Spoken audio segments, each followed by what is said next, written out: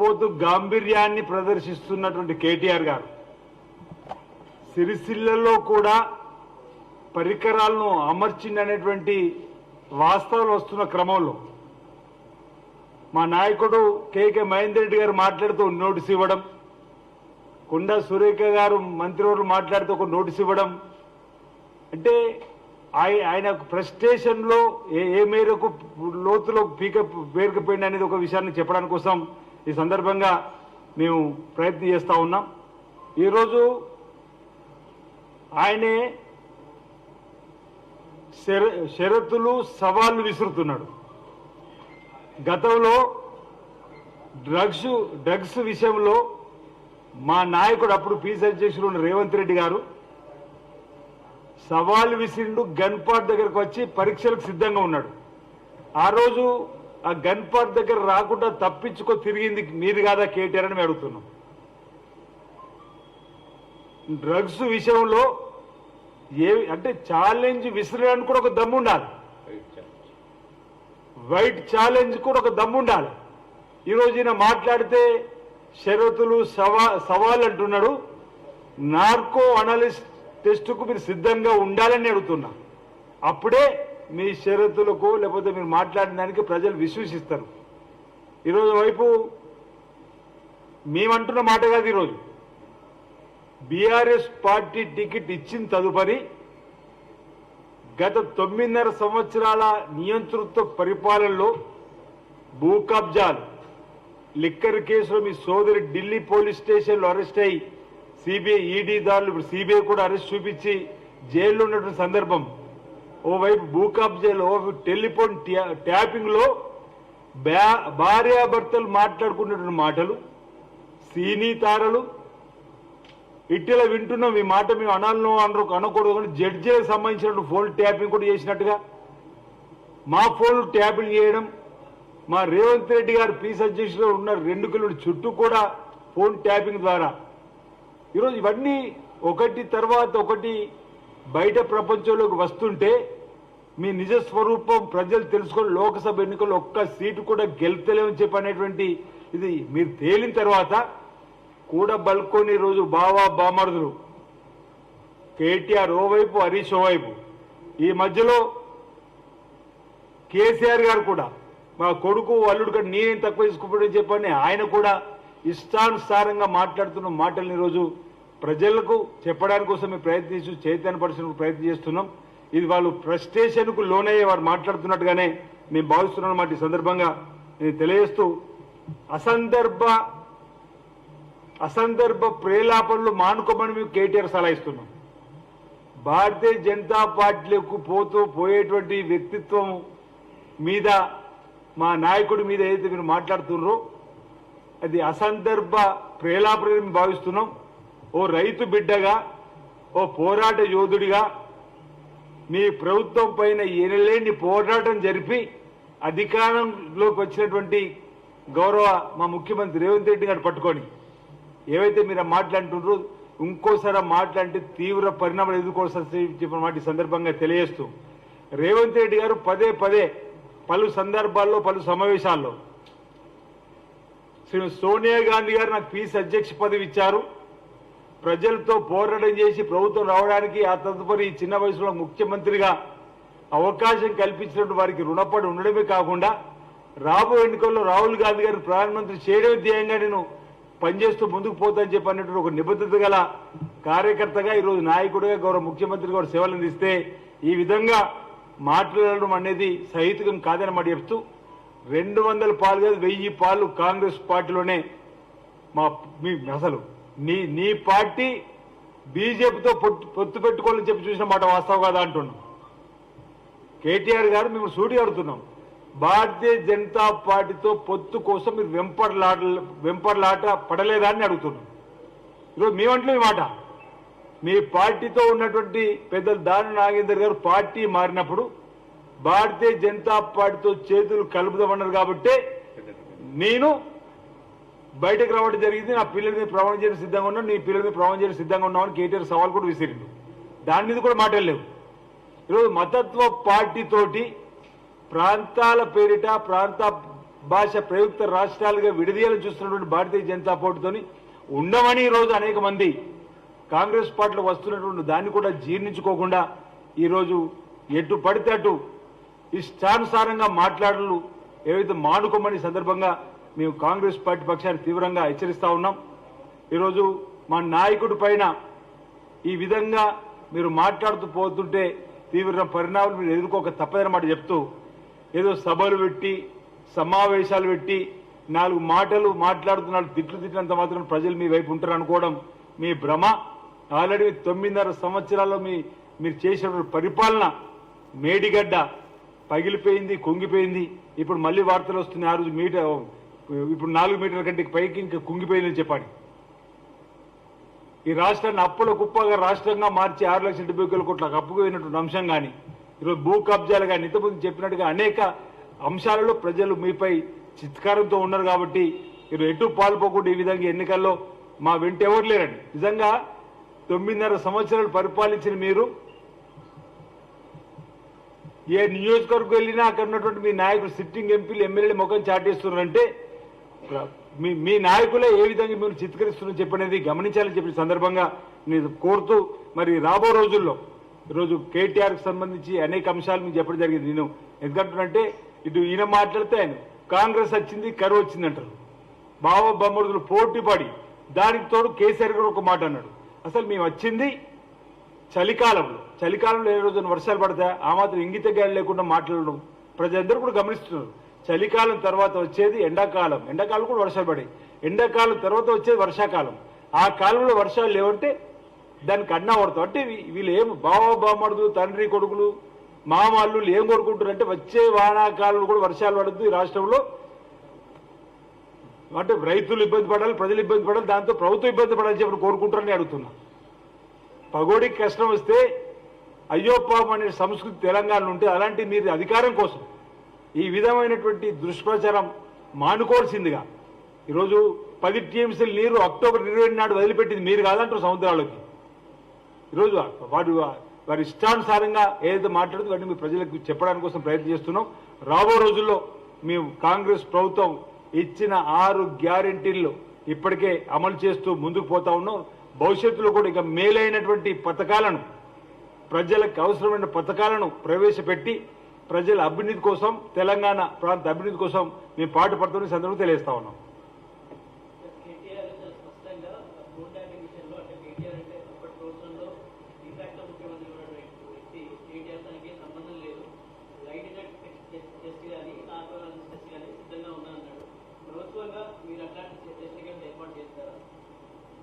తప్పనిసరిగా ఆయన రావడానికి సిద్ధపడితే చేయడానికి మీరు సిద్ధంగా ఉండి ఇంతకుముందు అదే అయిపోయినా డ్రగ్స్ అంశంలో మా నేను సవాల్ విసరడానికి కూడా దమ్ము ధైర్యం కావాలి. మా నాయకుడు ఆ రోజు వచ్చిండు, ఈయన తప్పించకపోయింది. ఆ రోజు ఈరోజు పేపర్ ప్రెస్ మీట్కే పరిమితం కాకుండా రమ్మంటున్నాం. ఆయన ఏ ఆసుపత్రికి వచ్చి లేకపోతే లేదు మా పోలీసు పరంగా ఎక్కడైతే వారికి టెస్ట్ చేయడానికి ఆయనకు అవకాశం టైం ఇస్తాడో మేము ఏర్పాటు చేయడానికి సిద్ధంగా ఉంటాం. అరే సవాల్ నువ్వు విసిరినావు కదా, రమ్మంటున్నావు కదా. సవాల్ మా నాయకుడు దమ్ము ధైర్యం ఉన్న మా నాయకుడు సవాల్ విసిరిండు. ఏది డ్రగ్స్ పైన గన్ పార్క్ దగ్గరకు వస్తామన్నాడు, వచ్చిండో లేదు మా నాయకుడు. తప్పించి తిరుగు నువ్వు ఈరోజు సవాల్ విసిరి ఎక్కడో కాదు, నీవు రావడానికి టైం చెప్పు, ఆ టైంలో మేము ఏర్పాటు చేస్తాం. మా ప్రభుత్వం తప్పనిసరిగా చేయడానికి నార్కో ఆన్లైన్ టెస్ట్ చేయడానికి సిద్ధం. ఎందుకంటే మాట్లాడితే అబద్ధాలు ఈరోజు ఒక్కొక్క నిజం బయటపడుతుంది. టెలిఫోన్ ట్యాపింగ్ అంశంలో అసలైన దోషి కూడా తప్పనిసరిగా శిక్ష అనేది పడుతుంది. అది రాబో రోజుల్లో మనం చూస్తాం.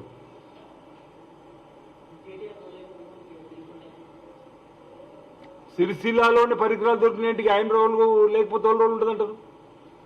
సిరిసిల్లాలో పరికరాలు పెట్టిరంటే అక్కడ ఇప్పటిదాకా అక్కడ ఎమ్మెల్యే ఎవరున్నారు, యువరాజు ఎవరున్నారు, మీరే పత్రికలు చూస్తున్నారు. సిరిసిల్లాలోనే పరికరాలు బిగించి చేసిరంటే అక్కడ నన్ను దృష్టిలో పెట్టుకోండి, అక్కడ మహేందర్ రెడ్డి గారు దృష్టిలో పెట్టుకోండి. పాప మా మహేందర్ రెడ్డి రూక్ అంటుండే, అన్న ఈరోజు వస్తాన్న వ్యక్తి రేపు పొద్దున్న నా చేతికి అసలు దొరుకుతలేడే, వారు మనం మాట్లాడుకుంటున్నట్టు తెలుస్తున్నాయి అని చెప్పి అనేవాడు. అంటే మేమేమనుకున్న 3వ మనిషి మీద ఇన్ని రోజులు అనుమానపడ్డాం. కానీ నేరుగా ఆయనే వింటుండు గోడ చాటు కానీ టెలిఫోన్ ద్వారా మేము తెలుసుకోలేకపోయినాం. ఈరోజు తెలుస్తుంది కదా. ఈరోజు నీ అధికారాన్ని అడ్డు పెట్టుకొని ఇది రాజ్యద్రోహం కిందకి వస్తుంది. ఫోన్ ట్యాపింగ్లు అనేక ప్రభుత్వాలు గతంలో పడిపోయినాయి. ఫోన్ ట్యాపింగ్ అంశంలో అమెరికాలో కూడా ఒక కుదిపింది. మన భార్యాభర్తలు మాట్లాడుకునే మాటలు వినే సంస్కృతి మన దేశంలో ఉంది అక్కడ. అంటే ఆయన వాళ్లకు ఎవరైతే వ్యతిరేకంగా ఉన్నారో వ్యతిరేకంగా ప్రశ్నించారో వాళ్ళ యొక్క ఫోన్ ట్యాపింగ్లు కానీ రాజకీయ అవసరాల కోసం బ్లాక్మెయిల్ చేయడానికి కోసం సీనీత ఇంతకుముందు చెప్పిన మళ్ళీ చెప్తుంది. వీళ్ళందరూ ఫోన్ ట్యాపింగ్ చేసి కాబట్టి వాటి అన్ని నిజాలు బయటపడుతున్నాయి. మేము కాదు, ఆ అధికారులు చెప్తున్నారు. ఆ సమయంలో తప్పేసిన వాళ్ళే చెప్తున్నటువంటి విషయాలను బయటకు తీసుకొస్తున్నాం. ఈరోజు ఆయనే ఏదైతే టెస్ట్ అలాంటి టెస్ట్ అంటుంది కదా, రేపు తప్పనిసరిగా ఇందులో నిర్దోషులను తేలిన వారందరికీ చట్టపరంగా టెస్టులు జరుగుతాయి. చట్టపరంగా మా నాయకుడు చెప్పిన అవసరమైతే జైల్లో తండ్రి కొడుకులో అల్లుడ తెగ వాటి కూడా ఏర్పాటు చేయడానికి కోసం కూడా ప్రభుత్వం ముందుకుంటుంది. డబుల్ బెడ్రూమ్ కట్టిస్తాను నాయకుడు అన్నాడు. నాకు తెలిసిన వాడు తప్పు చేసిన వాడు ఎంతటి వాడైనా శిక్ష అనుభవించక తప్పదు అని ఈ సందర్భంగా తెలియస్తాను.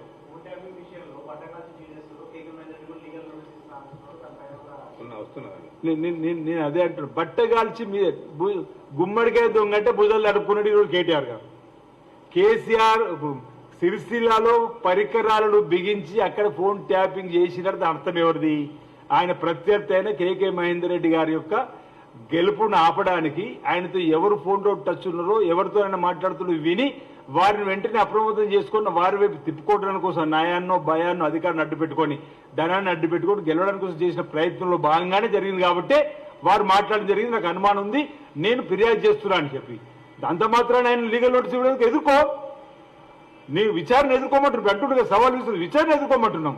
ఈ రోజు నేను కూడా అంటున్నా, వేములవాడ సంబంధించినటువంటి పోలీస్ అధికారి బిఫోర్ ఎలక్షన్ 8 months ఒక వ్యక్తులను పలానా రోజున ఆదిశ్వాసంతో ఎందుకు మాట్లాడినావు అని చెప్పండి. అతను నాకు కలిసి చెప్పిండు, అన్న మీతో పలానా రోజున మాట్లాడిన అంశం నన్ను పోలీస్ అధికారి అడిగిండని.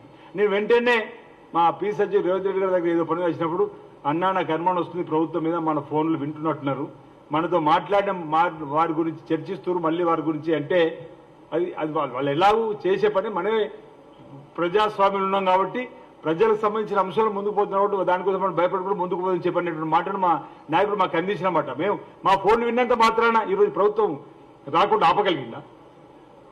ఈరోజు ఆయన యొక్క నీతి వాళ్ళు చేసిన పరిపాలనలో దుష్ట పరిపాలన, నియంతృత్వ పరిపాలన, అవినీతి పరిపాలన, అక్రమాల పరిపాలన, నాణ్యతలను కట్టడాలు వీటన్నిటి దృష్టి పెట్టుకుని ప్రజలు ఈరోజు వాళ్ళు బంగాళాఖాతాలు పడేసారు. ఇక వాళ్ళకి ఏం అర్థం కాకనే రోజుకు ఇష్టానుసారంగా పత్రికలలో మాట్లాడుతూ సభలలో మాట్లాడుతూ ముందు పోతున్నారు. దానికి కూడా తప్పనిసరి ప్రజలు తగిన బుద్ధి చెప్పారు. ఎందుకంటే బహుశా ఈ పార్లమెంట్ ఎన్నికల్లో ఒక్క సీటు కూడా గెలిచే పరిస్థితి కనిపిస్తలేదు. మొన్నటిదాకా ఒక్క స్థానంలో పోటీ ఉంది, ఆ ఒక్క స్థానం కూడా పోటీ కనిపిస్తలేదు. 3వ స్థానం గెలిపోయినారు. ఏ విధంగానైనా ఉన్న కాస్త క్యాడర్ను పట్టుకోవాలని చెప్పి ఆపుకోవాలని చెప్పని ఇష్టానుసారంగా మాట్లాడుతున్న మాటలను భావించాలని చెప్పి సందర్భంగా భావిస్తా ఉన్నాను.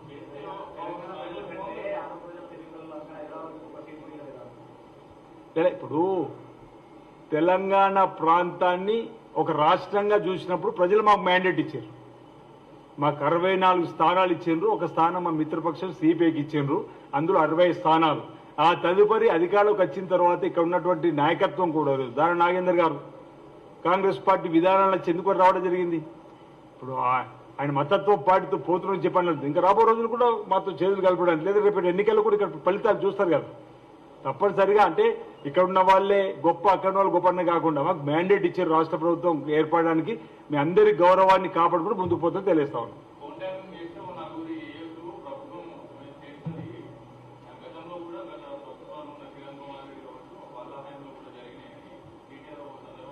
అవును, కేటీఆర్ సిగ్గు లేకుండా మాట్లాడుతున్నట్టుగా భావించాలి. ఇప్పుడు ఉగ్రవాదులకు సంబంధించినటువంటి టెలిఫోన్ ట్యాపింగ్ అంటే దేశ భద్రత కోసం టెలిఫోన్ ట్యాపింగ్ జరుగుతుందంటే దేశ రక్షణ కోసం భావించాలి. ఇప్పుడు ఎక్కడుంది? రాష్ట్రానికి దేశ రక్షణకు సంబంధించిన బాధ్యత నీకేమైనా ఉందా? అసలు నక్సలైట్ వ్యవస్థ అనేది ఇక్కడ ఏమైనా ఉందా? అసలు టెలిఫోన్ ట్యాపింగ్ చేయాల్సిన అవసరం ఏమొచ్చింది? టెలిఫోన్ ట్యాపింగ్ చేయాల్సిన అవసరం తెలంగాణలో లేదు. ఆయన ఒప్పుకున్నాడు చేస్తుంటే 2-3 లంగాలు చేసి ఉంటామని చెప్పండి. అందులో 1-2 ఉండొచ్చు కదా. అందుకే అంటున్నా, ఇప్పుడు ఈ ప్రభుత్వం ఈ టెలిఫోన్ ట్యాపింగ్ వ్యవహారంలో నిజాలను వెల్లడించే క్రమంలో అసలైన దొంగ ఎవడో తేల్తారు. ఆ దొంగకు తగిన రీతిలో పోలీసుల చేత చట్టం చేతిలో శిక్ష అనేది జరుగుద్ది, పడుతుందని చెప్పి మాట తెలియజేస్తా ఉన్నా. మహేందర్ రెడ్డి గారు.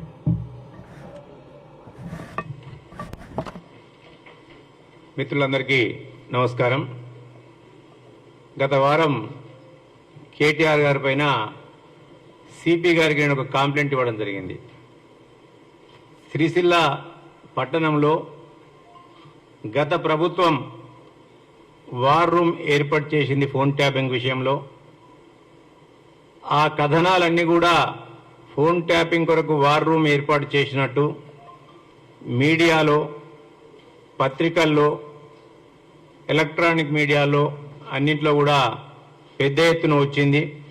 దాంతోపాటు అక్కడ పనిచేసే అధికారి ప్రణీత్ రావు గారు కూడా సిరిసిల్ల పట్టణంలోనే అరెస్టు చేయబడ్డాడు.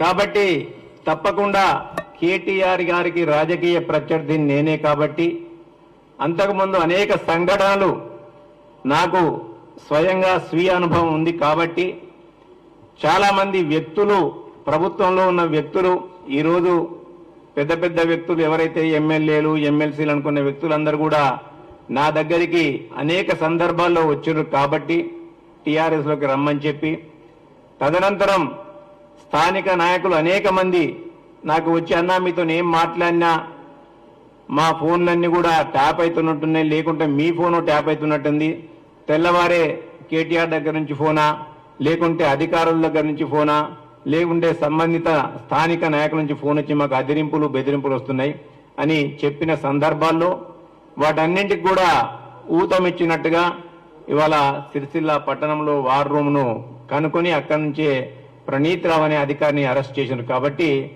నా ఫోను ట్యాప్ అయ్యింది అనే అనుమానం నాకు బలంగా ఉంది. దానిపైన నిజాలు నిగ్గు తేల్చండి, దాన్ని అన్వేషించండి, శోధించండి అని చెప్పి నేను గౌరవ సిపి గారికి నా యొక్క కంప్లైంట్ ఇవ్వడం జరిగింది. అది ఇవ్వగానే ఇక కలుగులకే ఎలుక బయటపడ్డట్టు, గుమ్మడికాయ దొంగ అంటే భుజాలు ఉన్నట్టు కేటీఆర్ గారికి శివం వచ్చినట్టు ఇక అనేకమైన ప్రేలాపలు మాట్లాడండి. ఇవాళ భారత రాజ్యాంగం నాకు హక్కిచ్చింది, అది నా భావస్వేచ్ఛ హక్కు. ఆ భావస్వేచ్ఛ హక్కు ఏదైతే ఆర్టికల్ 21 ప్రకారం ఉందో దాన్ని నా యొక్క అనుమానాన్ని నివృత్తి చేయండి అని చెప్పి నేను సిపి గారికి నేను కంప్లైంట్ ఇస్తే అది వారి యొక్క డిఫమేషన్కు వారికి ఉన్న ఏమంటారు, వారికి ఉన్న గౌరవ మర్యాదలన్నిటికీ కూడా భంగం కలిగిందని చెప్పి వారు చెప్పిండు. కేటీఆర్ గారికి నేను ఒకటే చెప్తున్నా, అయ్యా మీ నాయన్నేమో 80,000 పుస్తకాలు చదివిండు, నువ్వేమో అమెరికాలో చదివచ్చిన పెద్ద పెద్ద చదువులు, మరి నా భావస్వేచ్ఛకు భంగం కలిగింది, నాకు అనుమానం ఉందని చెప్తేనే అది డిఫమేషన్ ఎట్లయితే ఒక్కసారి మీకు ఆత్మ పరిశీలన చేసుకోవాలి, ఎవరైనా మేధావులను కనుక్కోవాలని చెప్పి నేను విజ్ఞప్తి చేస్తుంది. అలా నేను కంప్లైంట్ ఇస్తే దానిపైన ఇన్వెస్టిగేషన్ జరుగుతుంది, ఇన్వెస్టిగేషన్లో నిజాలు నిగ్గు తెలుస్తాయి. అంతే తప్ప ఇది నాకు కేటీఆర్ గారు ఇంకా కూడా అధికారంలోనే ఉన్నానని చెప్పి ఒక భ్రమలో ఉన్నట్టున్నారు ఆయన. బహుశా అదిరించి బెదిరించి ఇంతకుముందు పెద్దలు ఆది శ్రీనివాస్ గారు చెప్పినట్టు ఇవాళ నయాన్నో భయాన్నో అందరినీ లొంగ తీసుకుని చట్టాన్ని తన చుట్టాలుగా మలుచుకొని గత 9.5 సంవత్సరాలు ప్రభుత్వాన్ని పరిపాలించి ఇప్పటికి కూడా ప్రభుత్వం పోయింత అధికారం కోల్పోయిన తర్వాత మతి భ్రమించుకొని తను ఇంకా అందులో ఉన్నట్టు రమించుకొని ఇటువంటి భాష మాట్లాడుతుందని నేను భావిస్తున్నా. వారు ఏదైతే నాకు డిఫమేషన్ నోటీస్ ఇచ్చిండ్రో ఆ డిఫమేషన్ నోటీస్ కూడా చట్టానికి విరుద్ధంగా, ఆ చట్టం దృష్టిలో నిలబడని నోటీస్ అది. ఎందుకంటే కేవలం నేను నా యొక్క అనుమానాన్ని నివృత్తి చేయమని చెప్పడం జరిగింది.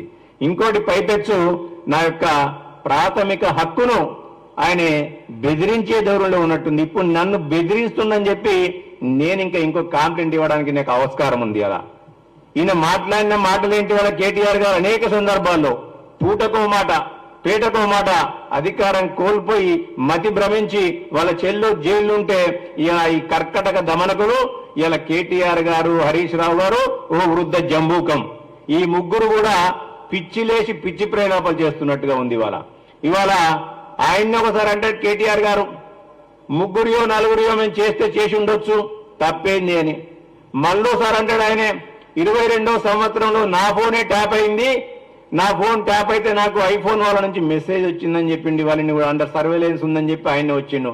ఈ సర్వేలెన్స్ అనే సర్వేలెన్స్ అనే పదాన్యమైన సన్నాసి మరి ఎప్పుడెందుకు కంప్లైంట్ ఇవ్వలేదు అని అడుగుతున్నా. ఫోన్ ట్యాపింగ్ నిజమని నీకు తెలిసినప్పుడు నా ఫోన్ ట్యాప్ అవుతుంది అని చెప్పి ఎందుకు నువ్వు ఇలా కంప్లైంట్ ఇవ్వలేదని చెప్పి నేను అడుగుతున్నా. నిజంగా కూడా అంటే ట్యాపింగ్ మీరు చేస్తున్నట్టే కదా, మీ కనుసన్నల్లోనే ఆ ట్యాపింగ్ నడిచినట్టు కదా, ఇవన్నీ కూడా మీకు అన్ని కూడా తెలిసే జరిగిందని చెప్పి ఇవాళ నేను భావిస్తుంది. ఇవాళ దాంతోపాటు నీ మీద ఫోన్ ట్యాపింగ్ చేస్తే ఎవరు చేయాలి?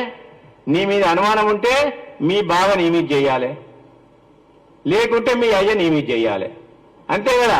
మీ దానిలో మీకే మీకు అనుమానాలు ఉన్నాయి, ఒకరికొకరికి లేదు ఇవాళ పొంతలు లేదు ఇవాళ మీకు మీరు ఈయన నాకు చెక్కలు లాగెత్తరు అని చెప్పి అయ్య కొడుకు ఫోన్ ట్యాప్ చేయాలి, నాకెక్కడ సీటు దక్కదు అని చెప్పి నీ బావ నీ చేయాలి, నీ బావ నువ్వు చేయాలి. ఈ సందడిలో సడేమియే మాదిరిగా ఇంకా నీ కుటుంబ సభ్యులు ఉంటే మీ ఫోన్లు ట్యాప్ చేయాలి తప్ప మీ ఫోన్లు ట్యాప్ చేయాల్సిన గత్యంతరం ఇక వేరే వాళ్ళకు ఉందని అయితే నేను భావిస్తలేను.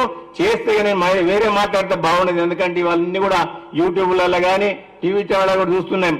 చాలా మంది సెలబ్రిటీల ఫోన్ చేసినంటే ఇంకా ఆయనకు సంబంధించిన ఎవరన్నా అనుమానంతో ట్యాపింగ్ చేయాల్సిన పరిస్థితి ఏర్పడుతుంది తప్ప ఇటువంటిది కాదని చెప్పి నేను తెలియజేస్తున్నా. ఇంకా పైపెచ్చు మాట్లాడతాను. నేను మాట్లాడే మాటలు ఎట్లున్నాయంటే అభినవ గోబెల్ను మరిపించే మాదిరిగా ఉన్నాయ్యా. గోబెల్ ప్రచారం అని మనం విన్నమియాల, కానీ గోబెల్ తలదన్నే విధంగా ఈ బావమరుదులు వాళ్ళ నాయన మాట్లాడుతుంది. ఇవాళ ఆ గోబెల్ ఎవరో కాదు, ఇవాళ వీళ్ళేం చెప్పి అలా చెప్పక తప్పదు. ఇవాళ ఆ గోబెల్ ప్రచారం మనం విన్నమే తప్ప కళ్ళతో చూడలేదు ఇవాళ. కానీ ఈ గోబెల్లను మాత్రం ఇలా చూడాల్సిన పరిస్థితి మనకు దాపురించింది తెలంగాణలో. ఇలా నిన్న మొన్న మాట్లాడుతాను మళ్ళీ డిఫమేషన్ అంటే నిజంగా కూడా ఇప్పుడు డిఫమేషన్ నీకు వర్తిస్తుంది. ఇవాళ నీవు ఇలా మా కాంగ్రెస్ పార్టీలో మా ప్రభుత్వం మధ్యలో మా ప్రభుత్వమే ఇవాళ కొంతమంది ఫోన్లు ట్యాప్ చేస్తుందట. అసలు నువ్వు మతి ఉండి మాట్లాడుతున్నావా? నువ్వు ఇచ్చిన నోటీస్ ఏంది? నాకు నేను అనుమానం వ్యక్తం చేస్తేనే కదా నువ్వు నోటీస్ ఇచ్చింది, మళ్ళీ ఇలా నువ్వేం మాట్లాడుతున్నావు? మా ప్రభుత్వంలోని పెద్దలు కొంతమంది ఫోన్లు ఇలా ట్యాపింగ్ చేస్తలేవా అని అవుతుంది. ఇలా ఈ సన్యాసికి ఉన్న గుణం అందరికి ఉంటుందా? ఇలా అనుమానాల మీద అబద్ధాల పునాదుల మీద టీఆర్ఎస్ పార్టీని పుట్టించింది మీరు, ఇవాళ అనుమానాల మీద బతికింది మీరు.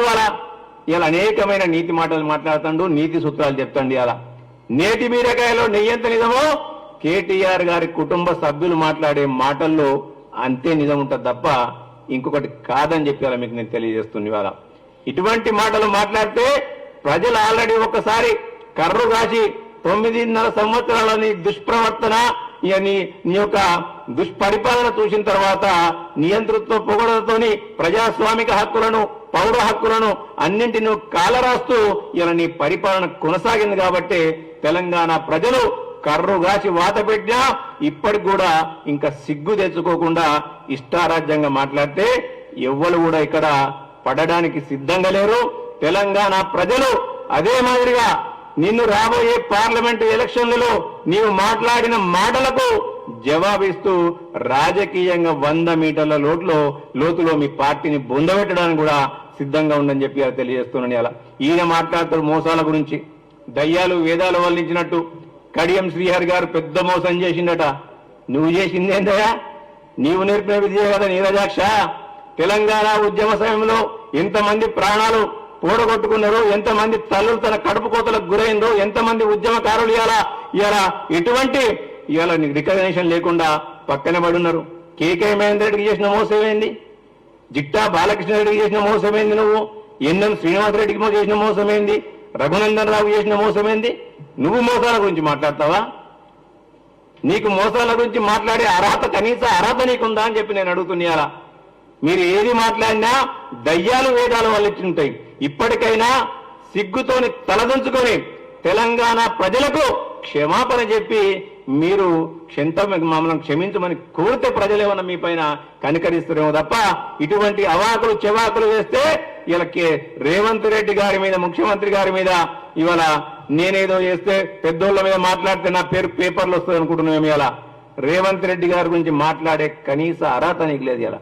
నువ్వు మోసం చేసిన వ్యక్తుల్లో, మీ నాయన మోసం చేసిన వ్యక్తుల్లో రేవంత్ రెడ్డి గారు లేరా? అప్పుడు ఆఖరికి ఆయన జడ్పీటీ టికెట్ ఇవ్వడానికి కూడా నువ్వు వెనక ముందు అయితే వెనక ముందు కాలే, కానీ ఆయన ఇచ్చిన బండ్లలో తిరిగింది నేను ఆయన బండి పర్మనెంట్ గా పెట్టిన రేవంత్ రెడ్డి గారు తెలంగాణ ఉద్యమంలో నీ నాయ కూర్చోవడానికి ఆ బండ్లలో తిరిగింది మర్చిపోతావా నువ్వు? ఇలా ఇటువంటి నీతి బాహ్యమైన ప్రవర్తన గల మీరు ఇలా మా గురించి మాట్లాడే కనీస అర్హత లేదని చెప్పి కేటీఆర్ గారికి నేను హెచ్చరిస్తున్నా. ఇవాళ నాకు ఆయన ఇచ్చిన నోటీసుకు బదులుగా నేను మళ్ళీ బదులిచ్చాను. ఇవాళ నిజంగా కూడా నీకు ఇప్పటికైనా ఇది చూసిన తర్వాత నేను రిప్లై ఏదైతే ఇచ్చానో అది నా యొక్క హక్కులను భంగం కలిగే మాదిరిగా ఉంది. ఇది డిఫమేషన్ కిందకి రాదు ఎట్టి పరిస్థితుల్లో కూడా. కేవలం నేను ఇచ్చిన కంప్లైంట్ ను ఇన్వెస్టిగేషన్ మాత్రమే చేస్తారు. ఒకవేళ దానిగా భావించినట్టయితే తప్పకుండా లీగల్ గా చట్టపరమైన చర్యలు ఎన్ని ఉన్నాయో అవన్నీ కూడా చేస్తా. తాటాకుల చప్పుళ్లకు కుందెళ్లు బెదరై అధికారంలో ఉన్న నీ 10 సంవత్సరాలే మేము తల వంచలేమేము. ఇవాళ ఆత్మ పరిశీలన చేసుకునే భక్తం తప్ప ఆత్మ వంచన చేసుకుని బతికే అవసరం లేదు. అందుతే జుట్టు లేకుంటే కాళ్ళు. ఇవాళ నువ్వు మాట్లాడుతున్నావా? కాంగ్రెస్ పార్టీ కాళ్ళు పట్టుకున్నది ఎవరయా? ఇవాళ ఈ రాష్ట్రంలో నువ్వు పొత్తు పెట్టుకుని పార్టీ ఏది? ఆఖరికి ఇవాళ నీ చీకటి మిత్రులు బీజేపీతో కూడా పొత్తు పెట్టుకుంటున్నావు. గత ఎన్నికల్లో బీజేపీతో పొత్తు పెట్టుకున్నది వాస్తవం కాదా? నిజామాబాద్ లో ఎండల లక్ష్మీనారాయణ పోటీ చేసినప్పుడు నువ్వు ఇలా మాక్ కథలు చెప్తున్నావా, నీతులు చెప్తున్నావా? ఇవాళ కూడా నీ చీకటి ఒప్పందంలో భాగంగానే నీ యొక్క అభ్యర్థుల ప్రకటనలు ఉంటున్నాయి తప్ప ఇంకోటి కాదని తెలియజేస్తున్నా. కేటీఆర్ గారు ఇప్పటికైనా నీ స్థాయిని గుర్తుపెట్టుకొని నువ్వు మాట్లాడితే బాగుంటది. ఏదో తెలంగాణ ఉద్యమం పేరు మీద, తెలంగాణ విద్యార్థుల ఆత్మ బలిదానాల మీద తెలంగాణ ప్రజలు మోసపోయి నీకు ఒక 10 సంవత్సరాలు నీకు అధికారం కట్టబడితే దాన్ని అహంకారంగా మార్చుకొని ఇలా నువ్వు మాట్లాడే మాటలను ఇలా ఇంకా కూడా తెలంగాణ ప్రజలు క్షమించే దిశలో లేరని చెప్పి హెచ్చరిస్తున్నాను.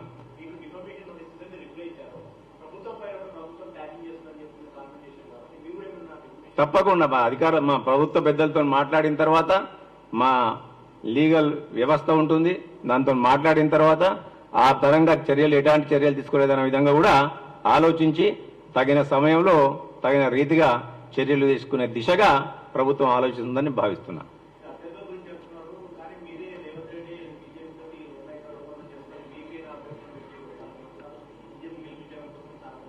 నేను ఇంతకుముందు మీకు చెప్పాను. ఇవాళ చరిత్ర చూసుకున్నట్టయితే టీఆర్ఎస్ పార్టీ చరిత్ర కేవలం 2001 సంవత్సరంలో ప్రారంభమైంది. ఆ 2001 సంవత్సరం నుంచి 2023 సంవత్సరం వరకు చూసుకున్నట్టయితే ఆయన పొత్తు పెట్టుకుని పార్టీ ఉందా అని నేను అడుగుతున్నా. ఇవాళ ఆ పొత్తు పెట్టుకున్న తర్వాత అందుతే జుట్టు లేకుంటే కాళ్ళు పట్టుకొని మెట్టలుడే రకమనే సామెత ఒకటి ఉంది తెలంగాణ ప్రాంతంలో.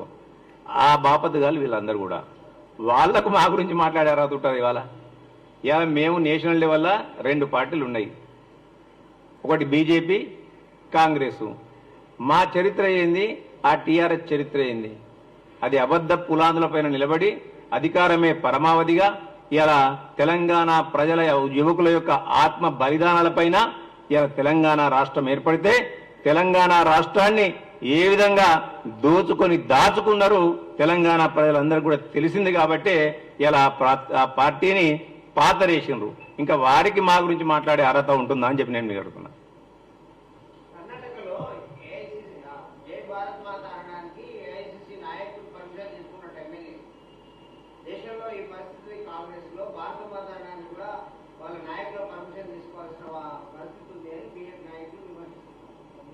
భారత్ మాత అనేది వాళ్ళ ఒక్క ఉద్దేశం కాదు. వాళ్ళు చెప్పే మాటలన్నీ కూడా కేవలం ఒక ఎమోషనల్ సెంటిమెంటల్ ఫీలింగ్ తీసుకురావడానికి వాళ్ళు మాట్లాడే భాష తప్ప భారత మాత అనేది మా పార్టీ పేరే ఇండియా కూటమి. మాది మా కూటమే ఇండియా కూటమి. మేం భారత మాత గురించి మాట్లాడడం ఇంకా దేని గురించి మాట్లాడతాం? మేము ఇలా భారతదేశాన్ని అన్ని రకాలుగా పరిరక్షించే విధంగా, రక్షించే విధంగా ప్రాణత్యాగాలు చేసిన ఘనత కాంగ్రెస్ పార్టీకి ఉందా? భారతదేశానికి స్వతంత్రం ఇచ్చిన ఘనత కాంగ్రెస్ పార్టీకి ఉందా లేదా? ఈ మాట్లాడిన మాటలు ఇప్పుడు ఎవరైతే మాట్లాడినారో మీరు అంటున్నారో ఆ పార్టీ వాళ్ళు భారతదేశ స్వతంత్ర పోరాటంలో వల్ల భాగస్వామ్యం ఎంత? అసలు అప్పుడు ఆ పార్టీ ఉందా? వారు మాట్లాడితే గురువింద గింజ సామెతలు ఉంటాయి. అవన్నీ